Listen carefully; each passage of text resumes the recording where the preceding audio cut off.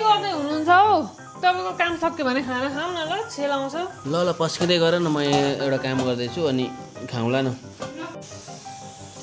राम खोइ झर्के थालहरू आज त एउटै छैन त ल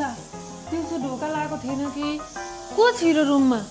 त्यहाँ आउनु त एकछिन आउनु भन्दा चाहिँ तपाईँको के हुँदो रहेछ सधैँ यो केटीलाई मान्छेलाई कति ठुलो तनाव छ तिमीलाई भने यही किचनमा के भएन चुलो बलेन ऊ बलेन अलिकति सिरियस हुन पनि सिक क्या सिरियस यहाँ सिरियस यहाँ घरमा यहाँ एउटा पनि थाल छैन भात खान भात पस्क्यो भनेको बिस्तारै बोल के यहाँ थाले झर्के थाल सबै हराए हाम्रा घरमा अरू बोटुका छन् प्लेट छन् प्लास्टिकका थालुका छैनन् अनि झर्केमा खानु पर्दैन प्लेटमा को खान्छ होइन छैन चुप लाग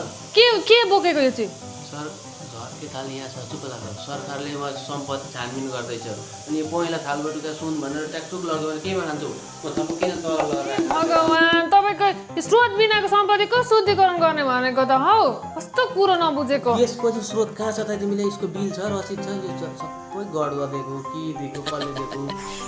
हे भगवान् यो लगिदियो भने चाहिँ खाउली पित्तलको थालमा मूर्ख कसले सिकाउँछ क्या यस्तो बुद्धि त स्रोत भनेको कस्तो भने सार्वजनिक पदमा बसेका व्यक्तिहरूले आर्जन गरेको सम्पत्तिहरू त्यसको चाहिँ स्रोत यकिन गर्ने अनि स्रोत नहुलेको केही सम्पत्ति देख्यो भने चाहिँ त्यो शुद्धिकरणको मुद्दा लाग्ने भन्ने कुरा हो क्या त्यो तपाईँलाई अब सबैको घरमा लागु हुने कुरा हो त भोलि पर्सि लग्यो भने चाहिँ अनि मलाई ए लाँदैन क्या झर्के थाल लाने भन्ने कुरा हो हुन्छ भोलि पर्सि बुझ्नुभयो भने सम्पत्ति शुद्धि हेर भात खाने बेला अब सबै यो निकालेर मार्नु माजिहाल्नु यो निकालिदिन्छु सबै मार्नु त्यो हेर भात खाने बेला भएर मान्छेले त हौ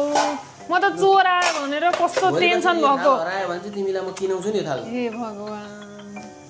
मूर्ख सरकारले लगो सम्पत्ति शुद्धिकरण हो भने तिमीले किन्नुपर्छ यस्तो नबुझ यता सुन्नु यहाँ नबुझी हावामा लाग्ने होइन पहिला हेर्ने समाचार हेर्ने बुझ्ने केही बुझेन भने